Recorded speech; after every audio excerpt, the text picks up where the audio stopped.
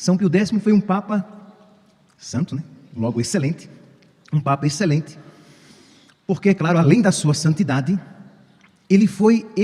nós poderíamos dizer que foi um Papa completo, porque ele era pastor, ele era teólogo, isto é, ele tinha capacidade teológica, e ele era santo. Ele foi pároco, ele foi bispo, ele foi cardeal, ele foi papa. Então, ele pôde ver a igreja numa maior amplitude, no seu todo. E foi um homem valente que, quando eu comecei a reflexão, né, a preparar a homilia de hoje, me veio logo à mente, de imediato, uma passagem da carta aos Gálatas, capítulo 1, versículo 10. Se eu quisesse agradar os homens, eu não seria servo de Cristo. Gálatas, capítulo 1, versículo 10. Repito até, se eu quisesse agradar os homens, isto é, vamos dizer de uma maneira bem mais aproximada hoje, se eu quisesse sempre sair bonito na fotografia, eu não seria servo de Cristo. Isto é, o que ele queria era agradar a Cristo, ser fiel a Cristo. Se isso, infelizmente, o fizesse não muito simpático ao mundo, paciência. Mas o que ele queria era agradar a Cristo, ser servo de Cristo. E Deus então o cumulou com a coragem evangélica. A oração coleta da missa de hoje, né, nós ouvimos: ó Deus, que para defender a fé católica e restaurar todas as coisas em Cristo, cumulaste o Papa São Pio X de sabedoria divina e coragem apostólica. Fazei-nos alcançar o prêmio eterno, dóceis às suas instruções e seus exemplos. Isto é, um homem sábio e um homem valente. E onde, meus santos, a sabedoria e a valentia desse Papa se manifestou? Se manifestou em várias ocasiões. Ele falou e escreveu a respeito da Eucaristia, devoto da Eucaristia, adorador de Jesus eucarístico, zeloso pela formação do clero, para que os padres fossem homens de Deus, santos, nesse sentido reformador dos costumes. Mas ele é muito conhecido, e é sobre este ponto que eu gostaria de me deter mais, ele é muito conhecido por ter combatido o chamado modernismo, a heresia modernista, que na prática o modernismo ele não é uma heresia, mas ele é um conjunto de heresias. É um pensamento filosófico que leva a consequências teológicas e que destrói o pensamento cristão, tem como finalidade destruir a igreja desde dentro. Nós estamos aqui no início do século XX. Por exemplo, quando um desses documentos foi escrito contra o modernismo, Lamentabile, esse documento foi escrito em 1907. Então, quer dizer, bem no início do século XX. E o que era então? Vamos aqui tentar entender o que era o modernismo, para que, infelizmente, nós vejamos o quanto isso ainda hoje está presente e precisa ser combatido. Não exatamente dessa maneira, mas poderíamos dizer até de uma maneira piorada. Isso se transmutou, se transformou em outras realidades bem piores. Pois bem, o modernismo, ele, aqui no documento Lamentabile e também no documento Pascendi Domini Tigredis, ele fala, né, o Papa Pio XII fala nesses dois documentos, condenando esses ensinamentos. E quais eram? Vamos lá. Qual era então o pensamento? O pensamento era: o que era religião para esta filosofia que muitos pregadores, entende? Muitos pregadores começaram a ensinar isso. Sacerdotes ensinavam isso. Que a religião é um sentimento, é uma realidade que faz parte do sentimento. Não é que a Igreja Católica foi fundada por Cristo, mas é uma manifestação do sentimento humano. E como o sentimento é bom, de modo que toda a religião em si seria boa. Claro, pode existir umas religiões que expressam algo melhor, outras que têm outros aspectos, mas toda religião é boa. Percebe, meus santos, que não é uma realidade que está longe de nós. Nós convivemos com isso. Isso é, qual é o ensinamento católico? Qual é o ensinamento de há mais de 2000 anos? Que a religião católica foi fundada por Cristo. E não dizer isso não é humildade. Isto é, uma pessoa que nega isso por medo de ser prepotente, orgulhosa, impositiva, não é que ela está sendo humilde, ela não está sendo fiel à verdade. Porque se Jesus Cristo fundou a religião católica, a Igreja Católica, nós temos o dever disso, o dever de caridade, de isso ensinar. Por quê? Porque então ela é única entre todas as religiões. Porque ela é a única fundada pelo próprio Deus. Deus de verdade se fez homem, a segunda pessoa da Santíssima Trindade se fez homem e fundou uma igreja. Mas, para o modernismo, essa afirmação de Deus se fez homem é apenas uma realidade do meu afeto, do meu sentimento. Por quê? Porque o que é a fé? A fé é uma expressão indireta, imperfeita, para o modernismo. A fé é uma expressão indireta e imperfeita do sentimento religioso, da religião. Então quer dizer, eu sinto que Jesus é Deus, que Ele se encarnou, mas isso, dizem os modernistas, é apenas uma expressão subjetiva, imperfeita, né, dos seus afetos. Porque Jesus foi um homem extraordinário, mas nada além do que um homem. Era esse o pensamento do modernismo. Mas, ora, se eu digo que toda religião é boa e o que importa é ter uma religião, a consequência é essa. Então Jesus Cristo não tem nada de diferente. Mas se Jesus Cristo é o Filho de Deus, e se Ele fundou uma igreja, Ele é único e consequentemente a sua igreja é única na história. Então é uma realidade que se manifesta em cascata. Então vem o Papa Pio X e vem para afirmar a doutrina católica, doutrina que foi recebida por muitos na igreja com indiferença, resistência e má vontade, porque já então existiam muitos pregadores, teólogos e sacerdotes que não queriam ouvir a doutrina ensinada sempre pela igreja. E aqui, meus santos, vocês que estão aqui presentes, vocês que acompanham pelas redes sociais, infelizmente vocês sabem que essa realidade não está tão distante, infelizmente não está distante, né? Tiremos as máscaras e demos nomes aos bois. Essa realidade está bem presente, infelizmente, de pregadores, teólogos, sacerdotes, que não creem e que isso ensinam. Ora, se Jesus Cristo não é Deus, se a igreja não foi fundada por Ele e essa igreja é fruto apenas dos homens, se é assim, os sacramentos, diziam os modernistas, os sacramentos são também símbolos. É uma maneira de subjetivamente entrar em contato com o divino, com o espiritual, com esta grande energia a que chamamos Deus. Isso diziam os modernistas. Então não é que na Eucaristia estivesse presente Jesus, não, Jesus mesmo, corpo, sangue, alma e divindade. Não, é Jesus para mim, vai dizer um modernista. Para o católico é Jesus, mas não é que seja Jesus de fato.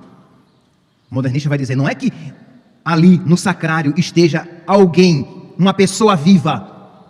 Não é que no altar Deus vivo e verdadeiro se faça presente. Não, é apenas um símbolo. Não, não é um símbolo. O católico nunca creu que fosse um símbolo, que fosse uma realidade subjetiva para mim. Ora, isso aqui é um microfone, e não é um microfone para mim. Não, isso aqui é um microfone. Pode ser que uma pessoa que nunca tenha visto um microfone não o reconheça como tal, mas é um microfone. Isso aqui é um relógio de pulso. Pode ser que uma pessoa que nunca viu um relógio de pulso não saiba que isso seja um relógio de pulso, mas é um relógio de pulso. A Eucaristia é o corpo de Cristo. Os que não creem não conseguem chegar a esta verdade, mas o limite está naquele que não crê, não na realidade crida. É o corpo de Cristo. Consequentemente, a Sagrada Escritura, ela é, vamos aqui pegar até aqui na Lamentável, para que vocês ouçam mesmo, né? O documento dizendo, número 14 da Lamentável, em muitas narrativas, os evangelhos não narram tanto o que é verdade, mas o que julgaram ser mais proveitoso para os leitores, embora falso. Isto é, na Escritura, não está o que é verdadeiro, mas o que era necessário ser dito naquela época. Mas aquilo não era verdadeiro. Então é claro, para o modernista, para o católico que lê, o meu corpo é verdadeiramente comida, o meu sangue é verdadeiramente bebida. O católico diz, nossa, então é verdade mesmo, é o corpo de Cristo. O modernista vai dizer, gente, escreveram isso, mas não é que Jesus Cristo disse isso. Entende? As consequências danosas na nossa vida espiritual. E isso era ensinado. Continua aqui. Os evangelhos foram, número 15, do documento Lamentabile. Os evangelhos foram aumentados com adições e correções continuadas até a definitiva constituição do cânon. Neles sobrou apenas um vestígio tênue e incerto da doutrina de Jesus. Isto eles diziam. Quer dizer, ali, quando você pega a Bíblia, não é mais palavra de Deus, ali tem um vestígio tênue, bem liquefeito e incerto do que Jesus Cristo disse. Então é claro que ninguém vai se pautar pela palavra de Deus, e nem se pautar pela palavra de Deus escrita ou pela palavra de Deus transmitida, porque para um modernista, aquilo que aquele homem que não era Deus falou, já se perdeu na história. Quer dizer, o negócio vai piorando cada vez mais, né? Porque ele já não era Deus. E o que ele falou, nós não temos mais acesso. Quer dizer, e isso então vai gerando um sentimento de insegurança e de relatividade, de relativismo. Então quer dizer, tanto faz o que você acredita, tanto faz o que você ensina, porque isso é para você, para mim não é assim. Isso é pecado para você, isso não é para mim. Mamãe, você acredita nisso? Ah, mas isso mudou. Hoje em dia, a igreja já não ensina mais isso. Eu ouvi o padre dizendo algo diferente. Por quê? Porque o modernista dizia que as verdades, os dogmas, devem ser mutáveis. A igreja deve ser mutável. Ela deve se adaptar ao mundo. E por adaptar-se ao mundo, entenda, ela deve se converter à mentalidade do mundo.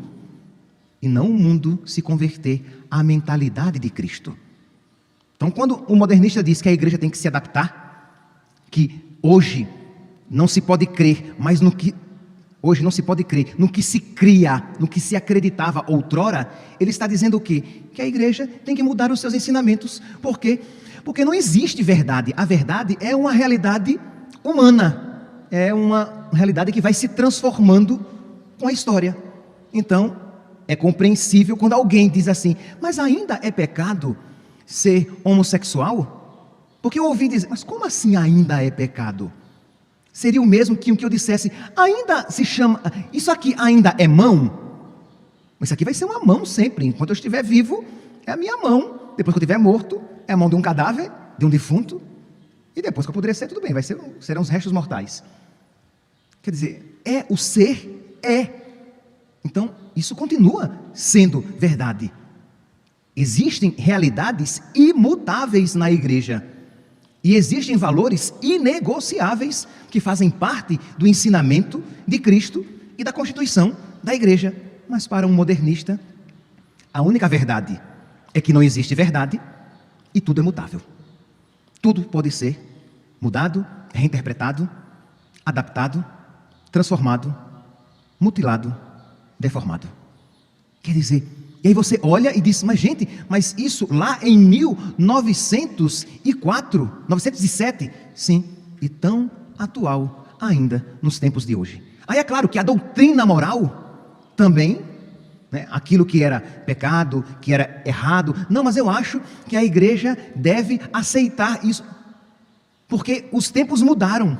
Então quando uma pessoa diz isso hoje em dia, muitas vezes ela não diz por maldade, mas porque ela já foi imbuída, mergulhada nesse pensamento de que a igreja precisa se adaptar. É óbvio então, olha, o negócio vai, se Jesus Cristo não é Deus, é apenas um homem, se a igreja não foi fundada por Cristo e é apenas uma sociedade humana, se os sacramentos são apenas símbolos, se a palavra de Deus é apenas um compilado daquilo que os homens da época quiseram escrever, se verdade não existe, se o sacramento da confissão é apenas uma maneira subjetivamente religiosa de lidar com os nossos traumas, como se lida num consultório terapêutico. Não é que ninguém tem os pecados perdoados, é apenas um alívio emocional, vai dizer um modernista. Aí é claro também que o sacerdote, porque se Jesus era um homem extraordinário, mas apenas um homem, é claro que o padre é apenas um funcionário da igreja, e não um homem que carrega em si um mistério, um homem que carrega a santidade de Deus, um homem transformado. Então é um homem como nós, sem diferença nenhuma. Enquanto a verdade católica é um homem como nós, mas não é um homem como nós. É um homem unido a Cristo de uma maneira que a palavra dele, que Deus executa aquilo que ele fala.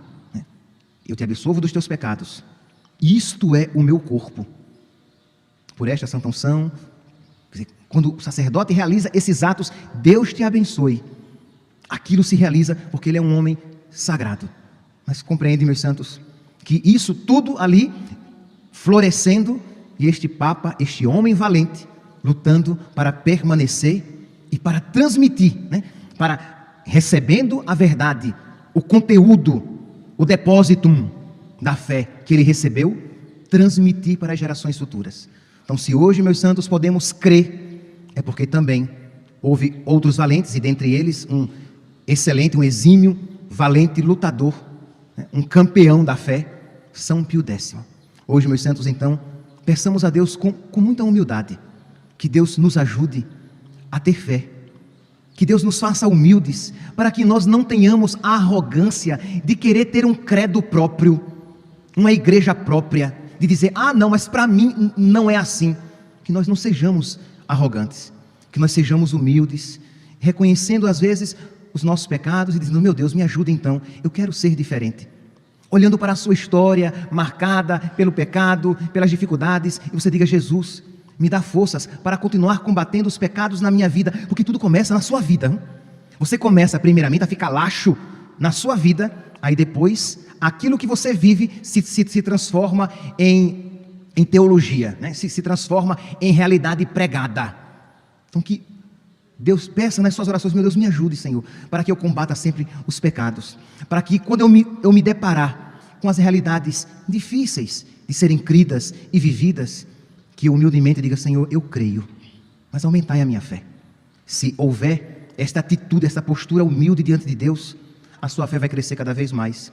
E você, como um valente campeão, lutando contra os pecados na sua vida, vai ter também a liberdade de pregar para as pessoas a verdade única, evangélica, de mais de 2000 anos, pregada por Cristo e, consequentemente, pela Igreja.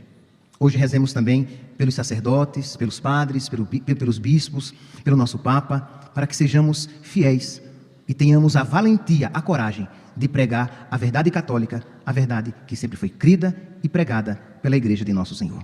Louvado seja nosso Senhor Jesus Cristo, para sempre seja louvado.